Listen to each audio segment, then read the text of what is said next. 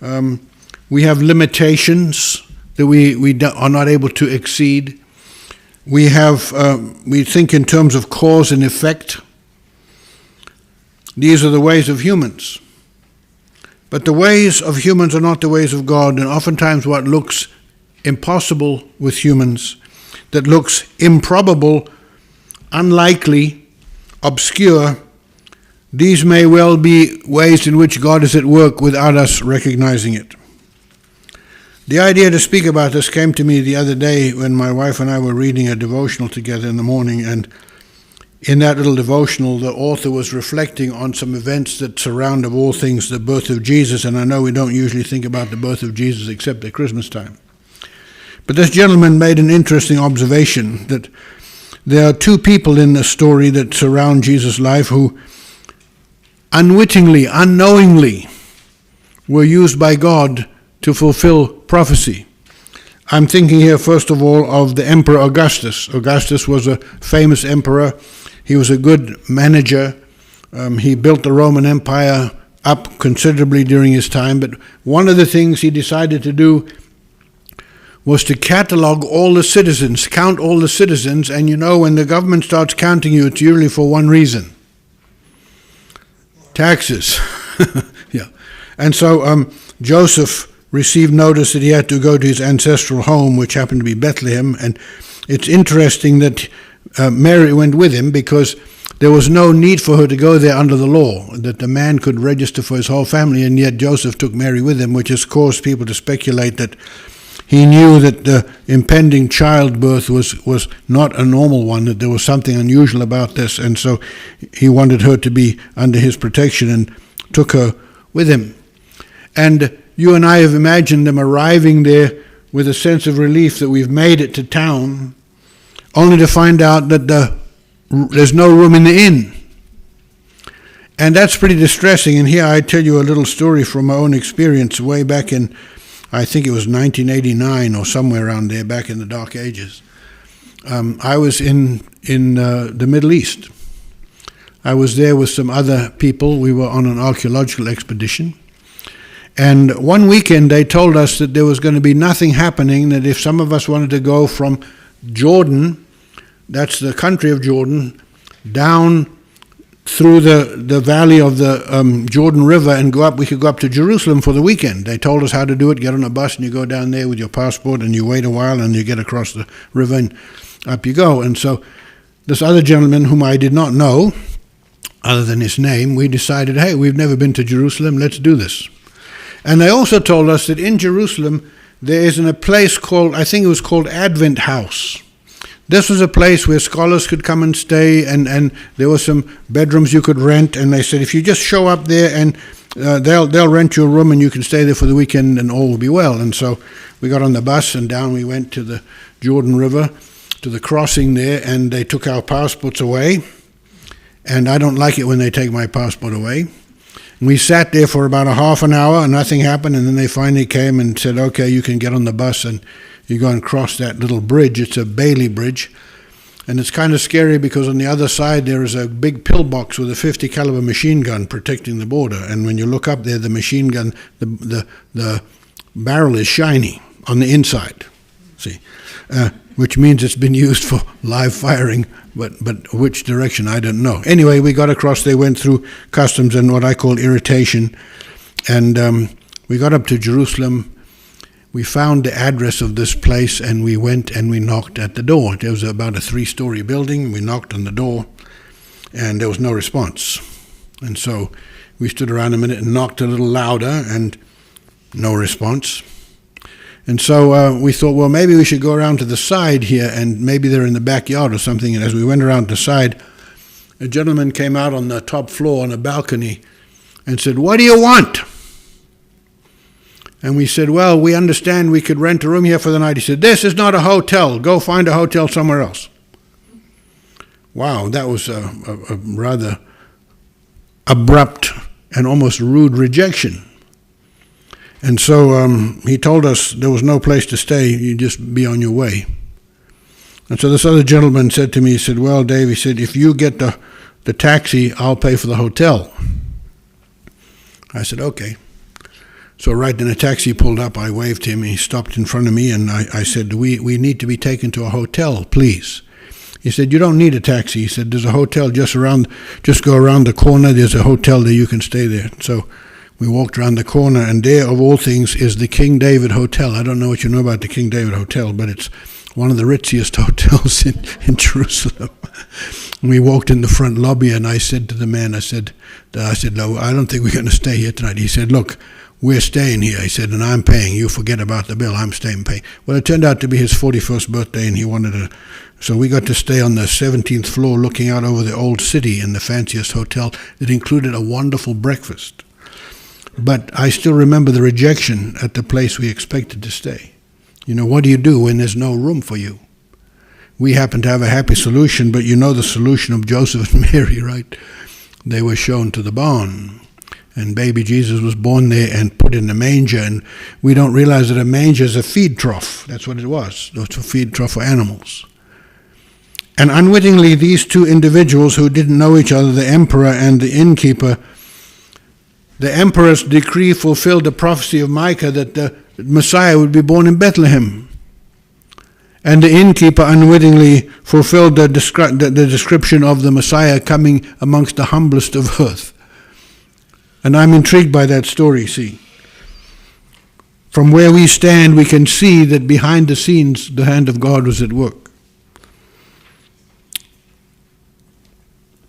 What looked like unrelated and almost distressing circumstances. Who wants to go and register to pay taxes?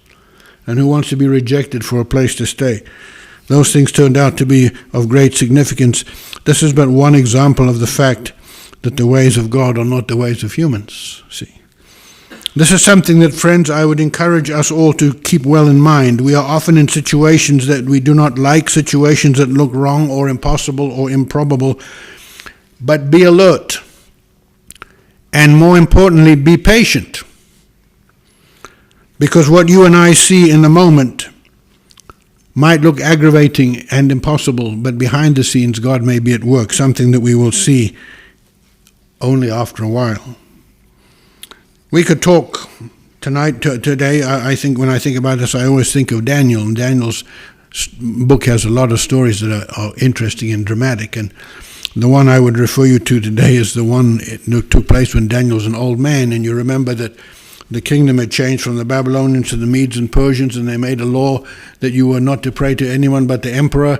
And the enemies of Daniel did that because they thought, this man will probably pray anyway, and then we have him, we'll put him in jail or whatever. And indeed, that's what happened, and Daniel is arrested, and he's put in not in the jail, but in the lion's den. Now, I grew up in Africa, and I've been near lions, and I will tell you they are fearsome animals. A male lion is a very dangerous animal, very strong animal. One hit with a lion's paw can break the neck of a zebra. Very strong animals.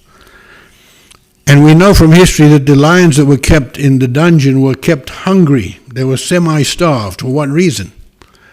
That when somebody was lowered in there, it was a matter of moments before they were devoured. And they lowered Daniel down in there. And to me, the most amazing part of this story, folks, is what happened the next day. You remember what the king did? And I believe that in heaven there will be some videos that we can watch. And I want to look at this one. I want to see the look on the king's face when he calls down there the next day and says, "Oh, Daniel, are you still alive?" I want to see the look on his face. See, maybe I want to see the look on the other guys' faces too. I don't know, but it didn't go so well for them. But, you know, folks, here is something I have to ask myself, how did Daniel feel? Here he was being faithful to God, and his faithfulness gets him in trouble, and he's lowered down among the lions. On the way down, what's he thinking about? Well, he was trusting God and hoping. And of course, soon after he landed on the ground, he knew he was going to be okay, but you see, the ways of God are not the ways of humans. They're different. They're different. We could talk about Joseph today. And I once preached a sermon years ago about Joseph under the title, A Life Where Nothing Went Wrong. You remember the story of his life? Nothing went wrong, right? He got in trouble with his brothers. He was sold into slavery. They thought he was dead. He got in trouble with Potiphar. He got in trouble with the people in prison. And you got to wonder, here's this young man trying to be faithful to God. How many times did it look like everything was going wrong? Right? And then you read that story about how the second time his brothers came down to Egypt to get grain, he can't hide anymore the fact that he's their brother who they thought was dead. And I looked at the verse here, Genesis 45 here in verse 4. Then Joseph said to his brothers, "Come close to me." And when they had done so, he said, "I am your brother Joseph, the one you sold into Egypt. And now do not be distressed and do not be angry with yourselves for selling me here, because it was to save lives that God sent me ahead of you." So you understand the ways of God are not the ways of humans? The ways of humans was making a mess of life for somebody. It's creating distress, sorrow, fear. Behind the scenes, God was at work and ended up using those adversities for the saving of that family. And it's interesting to read how Joseph's dad reacted when he was told his son was still alive. He was an old man, and at first he didn't believe it until he saw the ox wagons and the donkeys and all of that, and went down to Egypt, see. I thought we could even think of God himself. You know, we don't often talk about the problem of sin. But if you explore the problem of sin, it is one of the most intractable and difficult problems to solve. That sin created a crisis in the courts of heaven, and I like the observation made by a preacher years ago that when Jesus came to die at Calvary,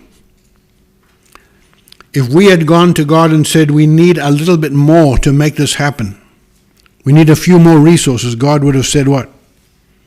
We have given you everything. There is nothing. And in that event, sin was tipped over. It was tipped off its foundation. It's sitting at an angle now, waiting to fall down. But how did God accomplish this? You know, if you look at human history, when we have intractable problems, we usually call the big boys with the big guns in the military, and we send them in there and we clean the place up. Right? And I'm distressed by all the wars that are going on, but because I think that for the most part, wars don't solve problems. They beat people up until they are too tired to fight, and then they quit. In the meantime, a lot of people are dead and a lot of stuff is destroyed. Okay, that's how we solve problems. Who would ever have thought that the way to solve the problem of sin was by condescension and sacrifice? Okay, God did not send the angels down here to clean things up. He sent his son as a child, born in adverse circumstances, who grew up like the rest of us, who died on the cross in order to make a way of redemption for us. And you understand that the work of God is extremely difficult. As one teacher of mine described it years ago, he said, God has two works to perform. First of all, he has to get us out of Babylon, but then he has to get Babylon out of us. And you wonder which of those is more difficult. Okay, which one of those two is more difficult? See, the problem here is that God cannot act against people's volition. He cannot abridge our thought, because the minute God coerces people, then love is destroyed. And if God is a God of love and he wants the universe to operate on the principle of love, he can only invite. And I like that picture based on the story, the image in Revelation of Jesus stands at the door and knock. And the artist who painted that did something very interesting.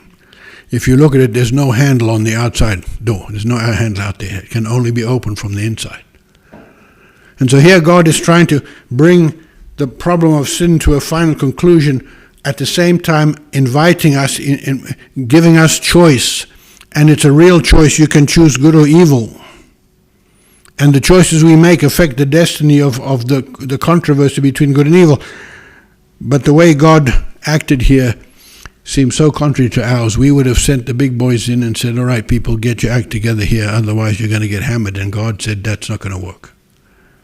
The ways of God are not the same as the ways of humans. We could talk about King Cyrus of Persia. He's an interesting character. He didn't know when he came to power that he would be used by God to fulfill the promise that the Babylonian captivity would last 70 years and then the remnant would be sent back to Jerusalem. Cyrus did that. We could talk about Esther. Very interesting story. I wonder how many times she was disheartened by the adverse conditions that she was facing. And whoever thought that God would have worked something through her that would have resulted in the redemption of her people. We could have talked about Saul, the persecutor of Christians. A very ardent man, very diligent about his task, on his way to Damascus to round up Christians who were believing the wrong thing and send them off to trial and hopefully to death, and only to encounter there some kind of divine encounter that caused him to radically change his life. And I was struck personally by the realization some years ago that it was 10 years from his conversion to his first missionary journey. It took 10 years for that man to reorient his thoughts. And we know he went into the wilderness somewhere and he studied and he had to completely reconstruct his theological system. It took him 10 years. And then, of course, when his ministry was unleashed on the ancient world, it was dramatically effective. See, the ways of God are not the ways of humans. See, we tend to use our own methodologies, not wanting to wait for God to act. And the stories I've mentioned here so far are all from long ago, but I want to tell you that God is at work even now. And here I'm going to tell you another story, and I know you like stories. About 12 or 15 years ago, I was invited to go to the University of Southern Zambia, that African country where the biggest church now is the Adventist Church. It's a very, very vibrant community of Adventists. There's a university there. They invited me to come and lecture for 2 weeks. When I got there, I had another job. I had another class added to me immediately when I got there, which is always a trick. But in going over there, I thought to myself, one of the hardest things to get in countries like that are books. You can't just buy books. They cost $100 for a simple textbook. And so I talked to the Sabbath school class that I helped teach there in Walla Walla at the University Church. It's a big Sabbath school. And I told them, I said, look, would you be willing to put up some money, contribute some money so I can buy some books, and I'll take the books with me and give them to the school. Well, they came up with enough money that I was able to fill 7 boxes to the weight of 49 pounds, because when you travel internationally, you can have your baggage can weigh up to 50 pounds, so I made sure all my boxes weighed 49 pounds. 7 of them, plus I had 2 suitcases of my own. And I thought, so how am I going to get these all the way from here to Zambia? That's 2 days of flying. Well, I happened to be flying on British Airways, and so I called them up and I said, look, I need to know in advance what's the best way to do this. And they told me, well, is this a charitable effort on your part? I said, yes, I'm taking these to give them. Well, they said, we have a charitable gift policy, and so we'll just charge you a fee of $135 for all the boxes. We'll ship them all for $135. Just bring them to the airport and we'll put them on the plane. Well, that made me pretty happy because I was thinking it was going to be $135 each box. Well, British Airways does not fly to Walla Walla. We have only Horizon Air, and they only come twice a day. And I thought, well, I got to figure out what I'm going to do between Walla Walla and Seattle. And so I went to the airport a week or two before my flight, and I talked to one of the people at the front desk, and I said, look, here's what I'm going to be doing. I'm going to be showing up here with 7 boxes of books and 2 suitcases. What's the best way for me to handle this? And he said, well, what airline are you flying on? I said, British Airways. Oh, he said, we don't have a baggage agreement with them. So we'll have to figure out a charge for you to get your boxes from Walla Walla to Seattle. So he said, I'm not sure what that'll be, but by the time you fly, we'll know. And so off I went. He said, please come at least 2 hours before the flight so we can take care of this. So I went there on the day I was leaving. I went there with my 7 boxes and 2 suitcases 2 hours early.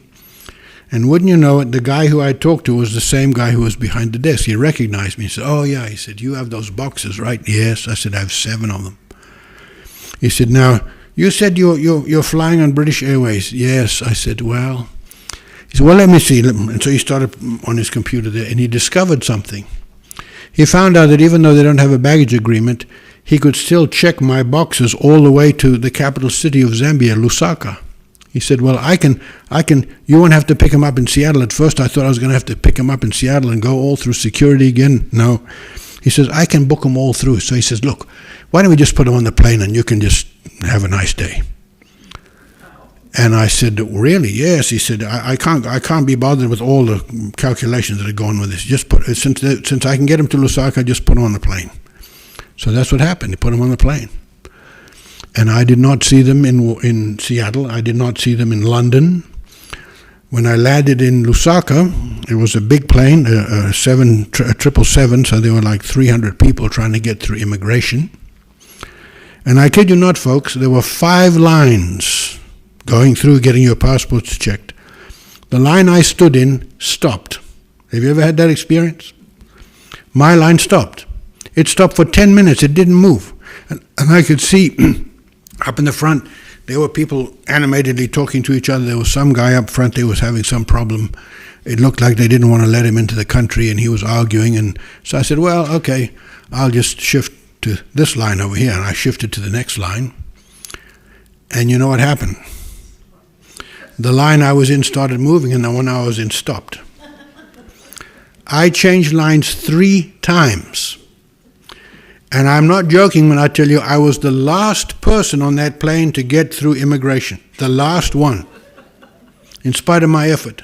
And I was pretty aggravated because I don't like that kind of stuff. I was pretty aggravated, and I thought to myself, this is ridiculous. So anyway, I go through immigration and there into the baggage claim, and there on the carousel are my 2 suitcases and my 7 boxes. And I put them on those little trolley carts, and I started heading for the door, and there was customs.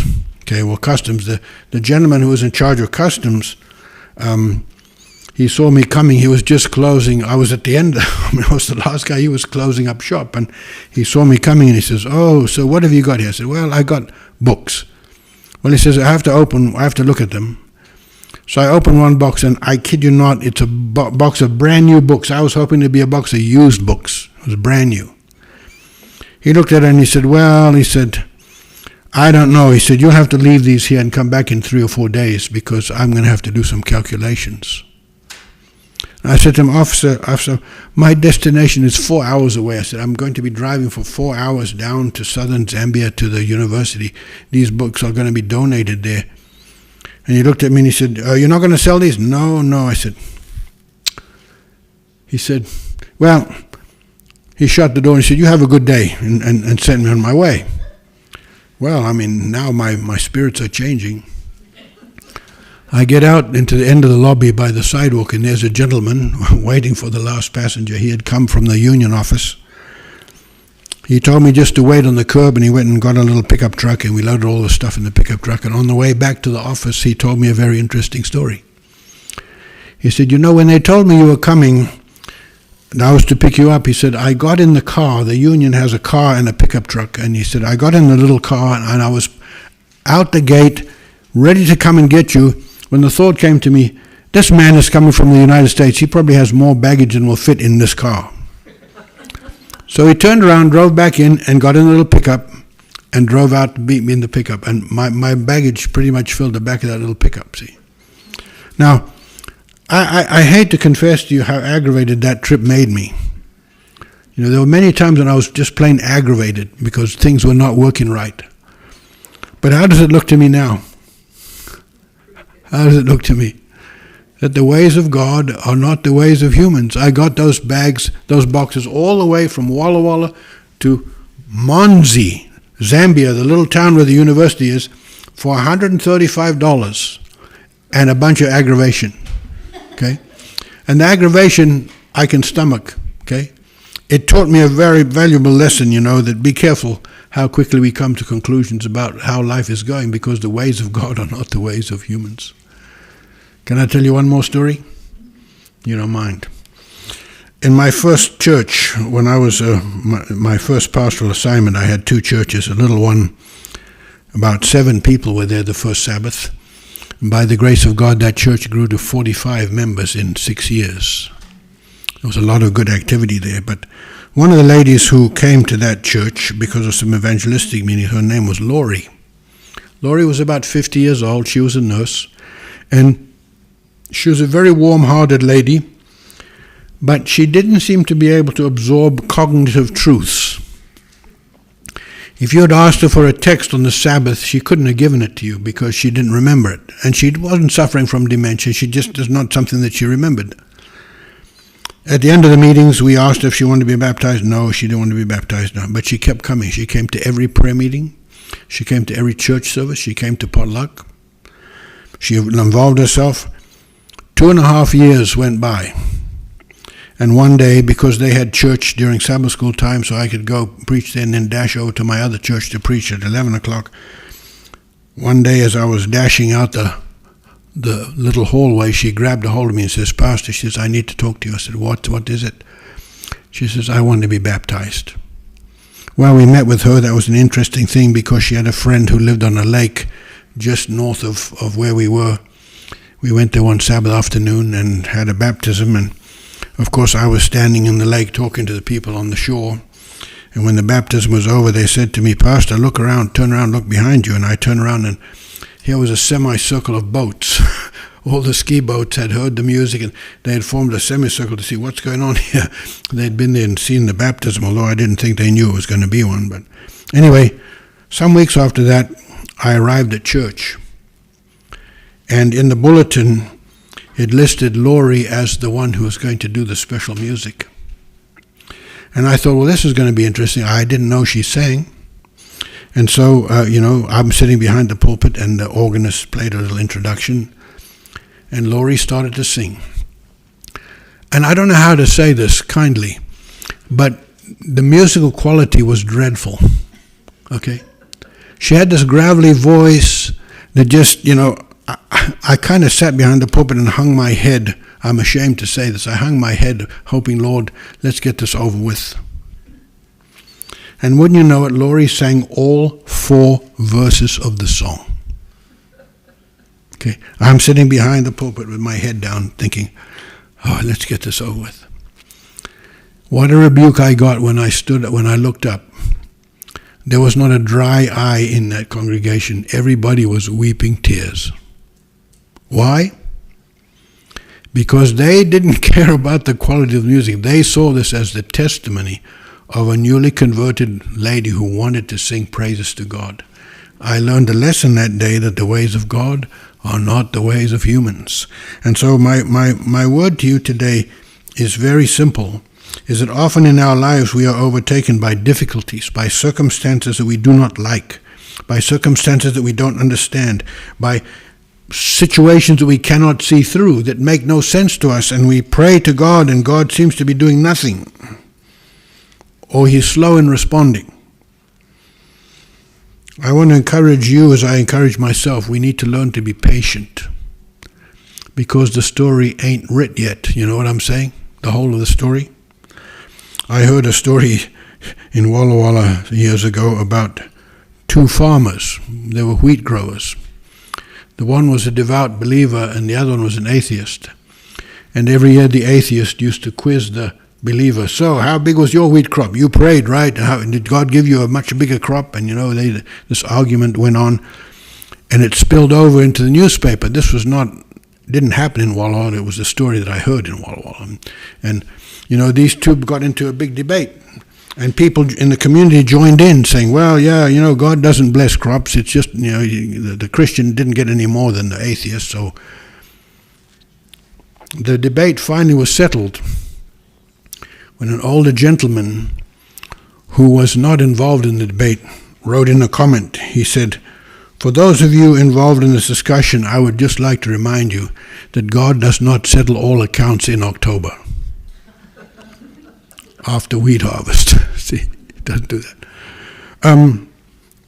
I hope you heard me today that we get caught up in our own little worlds, and we get frustrated, and we get angry, and we get impatient, and God is still on the throne, and his ways are not our ways, and some things that look impossible to us are actually curiosities to him. I've often thought that when Daniel was in the lion's den, God said to Gabriel, "Just take a little break from choir and go down there and take care of that, and then come back and finish the finish the rehearsal, That's how big the problem was to God. So as you journey through life, fellow believer, remember, God's ways are not our ways are not God's ways. And we do ourselves a great service by remembering that, and by not jumping to conclusions, and by not becoming hasty and angry. Wait till the story is over, because I firmly believe that when we do finally get on the other side, we'll all look back and say, God did the best thing for all of us. And had we just been able to see everything, we would have been a lot happier in the meantime. May I say that to you and still escape here in good order? All right. Let's sing the closing hymn then together. I forget the number. I left my bulletin, so somebody can tell me the number. 625? Okay. Let's stand together and sing.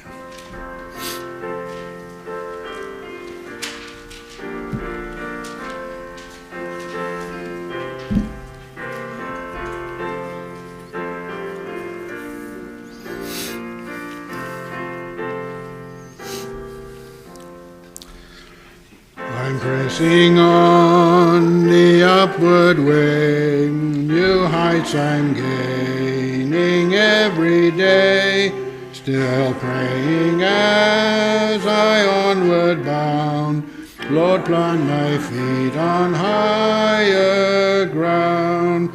Lord, lift me up and I shall stand, by faith on heaven's stable land, a higher plane than I have found. Lord, plant my feet on higher ground. My heart has no desire to stay where doubts arise and fears dismay. Though some may dwell where these abound, my prayer, my aim is higher ground. Lord, lift me up and I shall stand, by faith on heaven's stable land, a higher plane than I have found. Lord, plant my feet on higher ground. I want to live above the world, though Satan's darts at me are hurled, for faith has caught the joyful sound, the song of saints on higher ground. Lift me up and I shall stand, by faith on heaven's stable land, a higher plane than I have found. Lord, plant my feet on higher ground. I want to scale the utmost height and catch a gleam of glory bright, but still I'll pray till heaven I found. Lord, lead me on to higher ground. Lord, lift me up and I shall stand, by faith on heaven's stable land, a higher plane than I have found. Lord, plant my feet on higher ground. Father in heaven, with a word of prayer, we bring our service to a close today. Thank you for the many stories in the Bible that help us to understand that indeed your ways are not our ways. So help us to be among those who trust that even though we can't see everything, we can see enough to know that behind the scenes you are working for our good and for the completion of the controversy between good and evil. And so sustain us till we meet again, we pray in Christ's name. Amen.